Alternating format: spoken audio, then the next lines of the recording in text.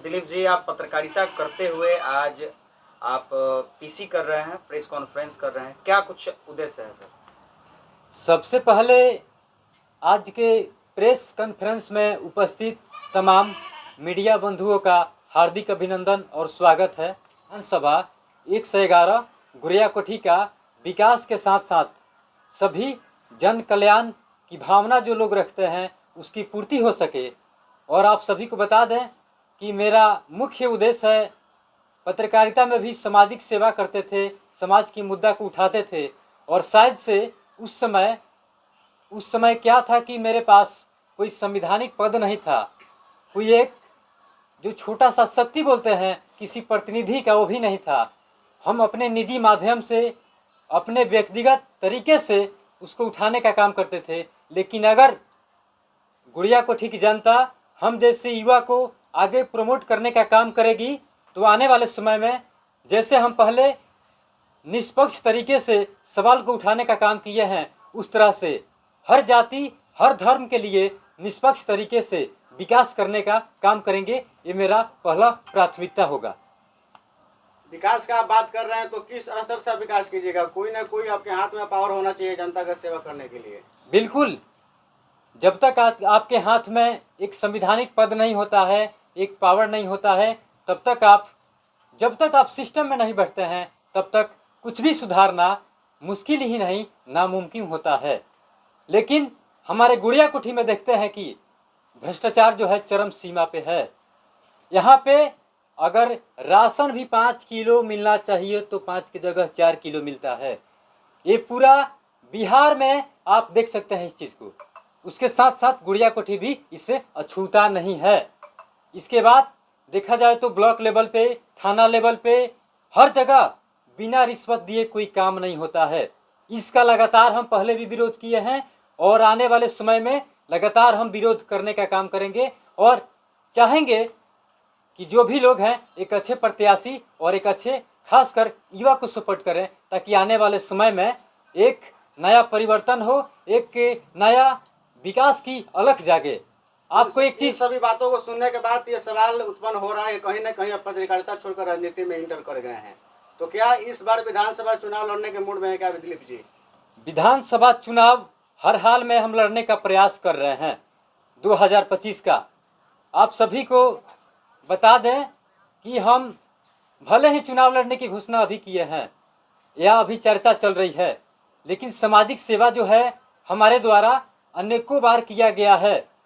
छपरा, सिवान, गोपालगंज में हम जो है लाखों लोगों के लिए लड़ाई लड़े हैं। आप सभी को बता दें कि एक मेरे पास प्रूफ है, आप लोग देख सकते हैं। अगर लाखों लोगों की हक और अधिकार की बात हुई तो हमने डीएम ऑफिस का घेराव करवाने का काम किया, जिसका साक्ष्य आपके सामने है, देख सकते हैं। तो हम डीएम से भी लड़ने की क्षमता रखते हैं बिना किसी पद पे रहे।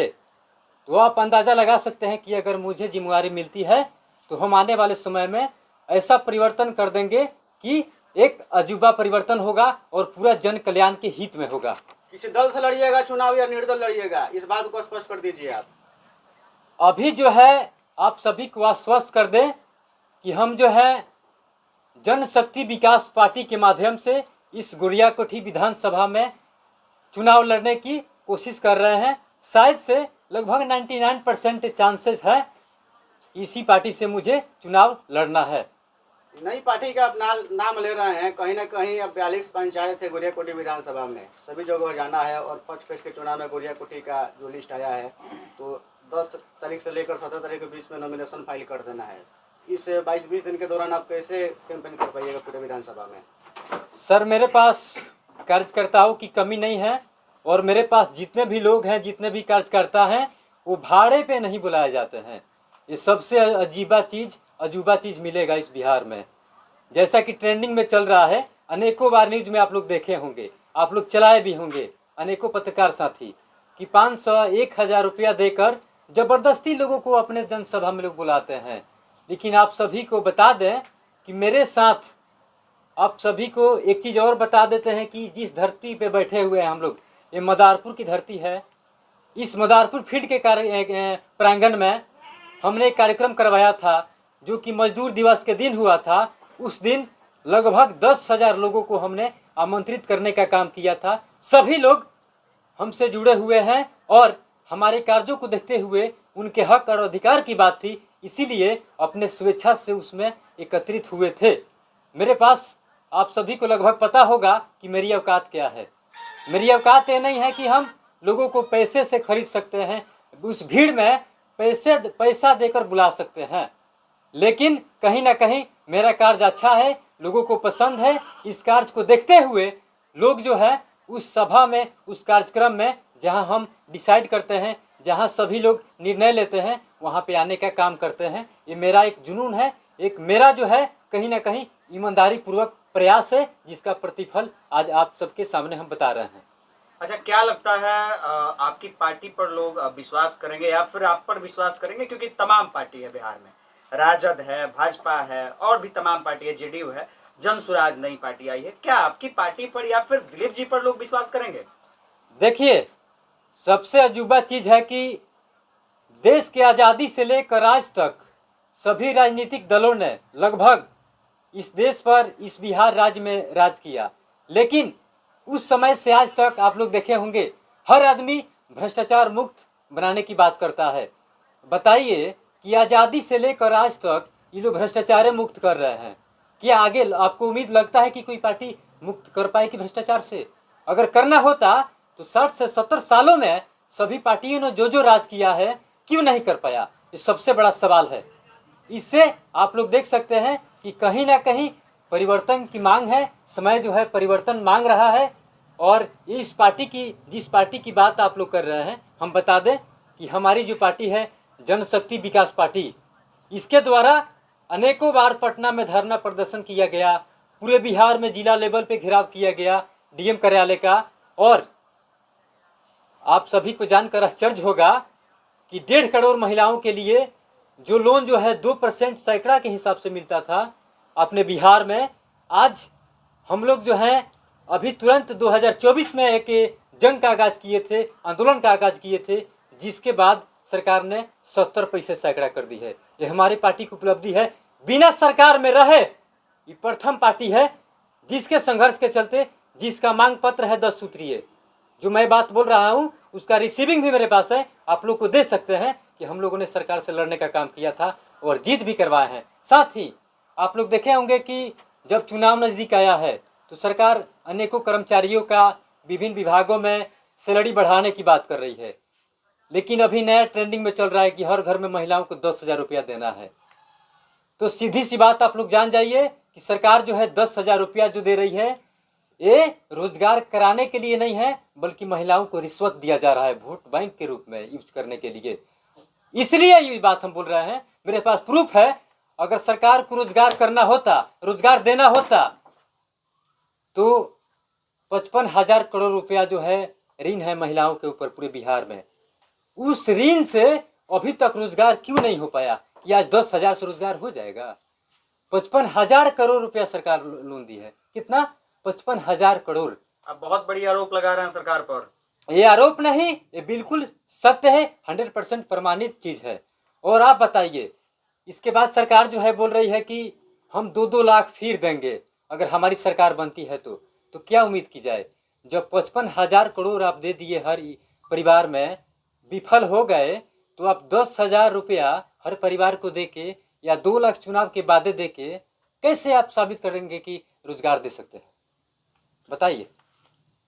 अच्छा दिलीप जी, अभी आपने आरोप लगाया केंद्र सरकार पर टैक्स वगैरह को लेके। अभी तो नरेंद्र मोदी ने ऐलान किया है जीएसटी वगैरह भी कम हुआ है, तो आप बड़ी बात कह रहे हैं कि टैक्स फ्री नहीं हो पा रहा है, जीएसटी कम नहीं हो पा रहा है, लेकिन अभी कुछ दिन पहले ही जीएसटी का जो रेट है वो कम हुआ, उसका दर जो है वो कम हुआ। तो कैसे आप कह सकते हैं कि डेवलपमेंट नहीं है या फिर कुछ ऐसा? अब बताइए, जब हम 9 साल जीएसटी के नाम पे जनता से लूट रहे हैं 2 गुना 3 गुना टैक्स करके, और जब चुनाव 1 महीना आता है तो इससे जनता नहीं समझ रही है कि 1 महीना चुनाव से पहले टैक्स कम क्यों होता है। मतलब ये चुनावी एजेंडा है, एकदम चुनावी एजेंडा के तौर पे इसका यूज किया जा रहा है। और आप सभी को जानकर आश्चर्य होगा कि जो 10,000 रुपया सरकार महिलाओं के खाते में परिवार को रोजगार के नाम पर दे रही है, उसका भरपाया आने वाले समय में 2 गुना 3 गुना टैक्स करके करेगी। और ये लोन है, ये माफ पैसा होने वाला नहीं है, ये लोन के रूप में दे रही है। लेकिन अभी तक एक और चीज़ आप लोग जान लीजिए, ये स्पष्ट नहीं हो चुका है कि लोन है कि सब्सिडी है, ये अनुदान है। सरकार के अंदर कहीं ना कहीं छल और कपट है। सब्सिडी तो इसमें है ही नहीं, सरकार ने कहा ही नहीं कि सब्सिडी है इसमें। सरकार ने भी नहीं कहा है कि ये लोन है या ऋण है। कहीं ना कहीं सरकार को ये चीज़ मानसिकता है कि लोगों को भ्रम में डाल के हम वोट बैंक के रूप में यूज करें और चुनाव में इसका फायदा हमको मिले। बस सीधा सा बात है। पूरी मजबूती के साथ लड़िएगा या जो होता है कि गींज कर छोड़ देंगे वैसे कीजिएगा? सर, मैं अपना इतिहास बता दूं कि जब मैं डीएम का घेराव करवा सकता हूं, चंपारण से लेकर पटना तक पदयात्रा करवा सकता हूं। नीतीश कुमार को आप सभी को पता होगा कि एक हम लोग का लगभग 1.5 करोड़ महिलाओं के लिए एक हक अधिकार का बात जो था, शोषण करने का आदेश जारी हुआ था, जिसका नाम हम लोगों ने काला कानून दिया था। मुख्यमंत्री ने पत्र जारी किया 2 सितंबर को, और उसके बाद हम लोग जब लड़ाई छिड़े पूरे बिहार में, उस पत्र को हम लोग वापस करवा दिए हैं। इसका मेरे पास लेटर है जिसमें जीविका के जो है मुख्य सचिव का हस्ताक्षर के साथ है, आपको दे सकते जीविका हैं। कैडर की जितने भी महिलाएं हैं आपके साथ है खड़ी, चुनाव में आपके साथ सहयोग करेगी आपकी? बिल्कुल है। और जनशक्ति विकास पार्टी पूरे बिहार में लगभग 100 सीटों पर चुनाव लड़ रही है। 100 सीट पे केवल जीविका कैडर और जीविका दीदी नरेंद्र मोदी और नीतीश कुमार के रैली में भीड़ का हिस्सा बनने के लिए है। गोरियाकोटी विधानसभा में आपके पार्टी का जनाधार क्या है? मेरे पार्टी के जनाधार की बात जो आप कर रहे हैं, हर गांव में, हर पंचायत में, हर टोला में मेरा कार्यकर्ता लगा हुआ है। और बता दें कि बहुत जल्द गोरियाकोठी में कुछ बदलाव देखने को मिलेगा, जो शायद आज तक इस गोरियाकोठी विधानसभा में नहीं हुआ होगा। आपके सामने बड़ी बड़ी पार्टियां हैं, राजद है, भाजपा है, जनसुराज है, उसको लेकर क्या कहिएगा? सभी पार्टियों का अपना अपना एजेंडा है। और एक बात हम शुरू में ही बोल चुके थे कि सभी पार्टी ने जो है देश की आज़ादी के बाद भ्रष्टाचार मुक्त करा रही है। और कितना भ्रष्टाचार मुक्त हुआ आप सबको भी पता है। इंदिरा आवास का घूस जो है आज से 20 साल पहले भी चलता था, आज भी चलता है। राशन जो है 10 साल पहले भी 5 किलो कम मिलता था, आज भी 5 किलो के नाम पे 4 किलो मिलता था, आज भी सेम कंडीशन है। दूसरा चीज़ है कि एक भी विधायक खासकर गोरियाकोठी में कोई भी हो जिसका आप लोग नाम बताइए, आप लोग जाते होंगे सबके साथ प्रेस कॉन्फ्रेंस में, एक भी विधायक हो जो बोला हो कि गोरियाकोठी में जो इंदिरा आवास के नाम पर घूस लिया जाता है वो बंद होना चाहिए? कोई एक भी विधायक है? नाम बताइए गोरियाकोठी का। कोई एक भी विधायक है? क्या किसी आम जनता ने विधायक के पास कंप्लेन किया है इस बात अगर जब जनता ही आपको चुन के भेज रही है तो खुद आप जनता की ताकत हैं। आप उस जनता की आवाज़ अकेले हैं, जनता को बोलने की आवश्यकता नहीं है। आप जो भी 3 लाख वोटर है गोरियाकोठी विधानसभा में, 3 लाख वोटर का मतलब हुआ एक विधायक का आवाज़, एक मतलब 3 लाख लोगों का आवाज़ हुआ एक विधायक। तो जब सब काम जनता ही करेगी तो फिर विधायक रहने से क्या फायदा? क्या आपको लगता है कि ना आपके पास दौलत है, ना शोहरत है, ना पहुंच है, ना पैरवी है, फिर भी आप गोरियाकोठी से चुनाव लड़ेंगे और सफल होंगे? सही बात है। मेरे पास चलने के लिए गाड़ी भी नहीं है, लेकिन गाड़ी आप लोग देख रहे होंगे, हमारे दोस्त ने इस गाड़ी को दिया है पूरा चुनाव को चलाने के लिए। चुनाव का जितना भी होगा, मेरे साथ जो भी जिसके लिए हम लड़े हैं, उस आदमी ने मेरे साथ वादा किया है कि आप जहां तक जाइएगा हर कदम पे आपके साथ हम मिलेंगे। पंचायत चुनाव में लाखों लाख का खर्च होता है, ये तो विधानसभा का है। विधानसभा में करोड़ों करोड़ पानी की तरह बहाए जाते हैं। आप कितना तक मतलब अब तो कोशिश कर सकते हैं? इसका खंडन चुनाव आयोग ही कर दिया है कि आप मैक्सिमम 40 लाख तक ही खर्चा कर सकते हैं। तो अभी तो चुनाव आयोग के दिशा निर्देश का भी एक अलग चीज़ है, करोड़ों रुपए खर्चा होता है। तो वैसे वैसे प्रत्याशी के ऊपर कार्रवाई होना चाहिए।